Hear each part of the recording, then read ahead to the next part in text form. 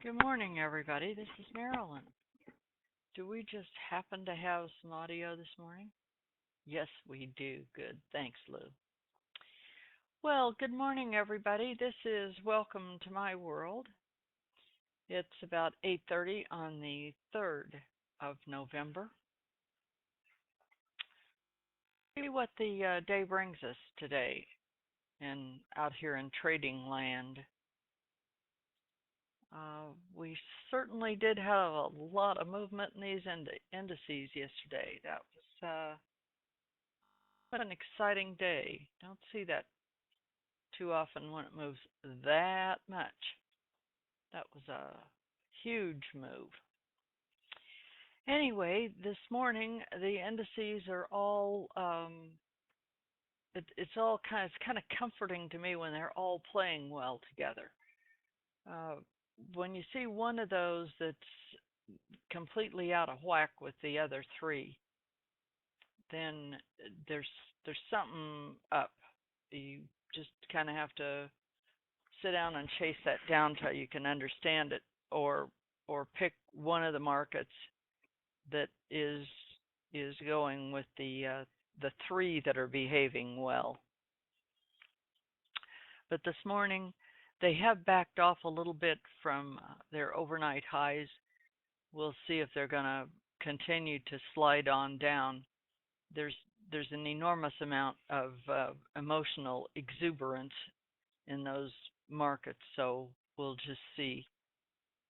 We'll see what the trading charts show us if anybody's trading those today. The dollar has gone way up overnight, and I'm a little surprised to see how much it's pushing up. And the euro has dropped down. At 2 o'clock this afternoon, Dr. Drahi, the European financial genius, is going to be speaking, so this may be a little bit of volatility baked into the cake. As you recall, yesterday all of the indices they just literally went to sleep. They didn't move at all. But this morning the Canadian dollar it has in the last 30 minutes taken a considerable dive. So we'll see if crude oil follows it. They tend to trade fairly closely. Not always, but crude oil, the Canadian dollar can be a bit of an indicator to crude oil. But all of the indices are down, and bonds have been drifting down. Gold has taken a downturn here, and we'll see if that's gonna continue for the rest of the week. So that's kind of an overview. Brent went back up. It managed overnight to get up to pretty darn close to its 50 price level, and now it's backing off a little bit. But the the pit hasn't opened yet, so when the pit opens, we'll see what happens. Our fear factor on the VIX is right at about 14, maybe a hair above. I thought maybe with all the huge move up in the indices that the VIX might go down even a little bit lower than that. But this this is not going to last forever. I do not believe these indices are going to be able to hold this. It's going to be very interesting to see what January brings with these indices. So there'll be some serious trading opportunities. And I don't see much else that uh, the the DAX seems to be kind of in a tight range. So we'll see how that the DAX tends to lead the U.S. indices, but yesterday in particular was really a little different, shall we say. So looking at crude oil, I have I pointed out yesterday, if you were here yesterday, I pointed out that I've just decided until some of these things, and I can get a little better comfort level with trading the 519. I'm just going to go back to the 12 tick, and I'm going to have to face the music, I guess, when Ninja Trader 8 comes out. But they've been telling us they're going to bring that out for, I don't know, a while. So I've put up the 12 tick crude oil chart. If you're wondering what this, I don't know, kind of light colored band is here, I've got that put on there. I can put a template of this chart, but I put that in there because it does give you a 30-minute warning going into the open outcry close,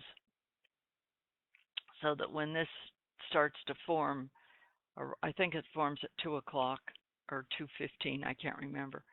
Um, it's just to caution you visually that that might not be the best time for you to be putting on a crude oil trade, because when it goes into the pit, they can get a little squirrely. There is a lot of contracts, as a rule, that are being either bought or sold or both right into that close. So this morning, the first thing I notice is that we're trading above settlement. There doesn't seem to be too much volume. I just F5 these charts, and so that it takes a while for the volume to build itself back up. But volume is slightly exceeding right here. Before there wasn't very much. I do not like trading with this kind of a formation on the deviation level, because that's a bit of a choppy thing. Many times when you can't get a good feel, if you'll go up here to your 210 tick, you'll find that it's very easy to trade.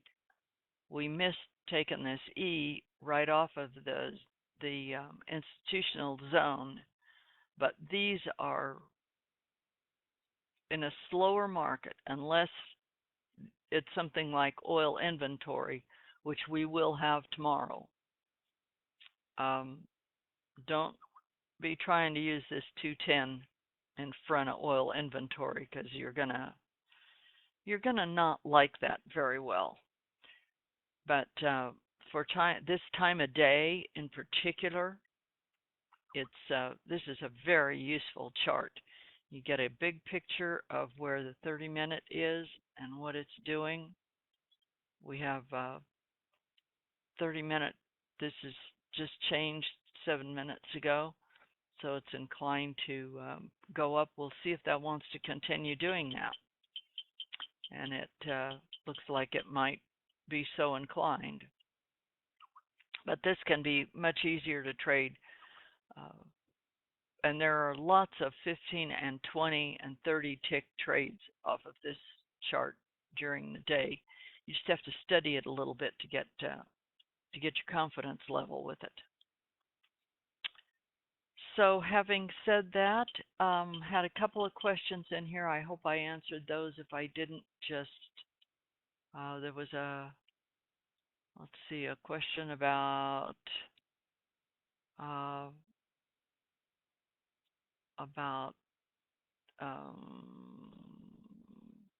do we look back at the chart to see when London opened and what their movement was? I think I answered that in here, but it's basically, I do check back over the market to see what has happened during the time when I wasn't there. So nighttime, sleeping time for me, just to get an idea of what was going on. And then yes, the London Open is around 2 o'clock in the morning, and it's kind of like our market. Don't get too excited about the mark of 2. Give it a little bit to see what it's going to do, because they fool around till they get going just exactly the same as the U.S. market does. But when you start seeing movement in the 3 to 5 or 6 o'clock in the morning, that's worth noting. And then somebody else had another question for me about volume, and do I take a trade if there is no volume? That depends. I will if it's early in the morning and the setup is an absolute no-brainer. You don't see those very often, but no one single indicator will stop me from taking a trade, or will I take a trade based on any one single indicator. This isn't trade in a box. This is giving you the tools so that you can understand how to deal with the whole market, the market as a whole. That's where you're going to be consistent. And as far as I'm concerned, anybody can push a button and get lucky. That isn't what we're doing in here. So, having said that, this has been my view from my world in Apex land, brought to you by Apex Investing. And I'll be back today. I may or may not be able to get back here. I have a number of things that I have to take care of today. So if I am able to get back, I will. But if you're coming back just for that specific thing, I may not be able to get these afternoon, the 12 noon and the 2:30. I'm not real hopeful that I'm going to get those done today. But tomorrow morning, in case I do miss you, tomorrow morning we will have crude oil inventory, and that's going to be a very interesting time, since the rig counts have been slowly but surely dropping off a little bit. So anyway, I will see you later for sure. And thanks for this morning. Talk to you later. Bye.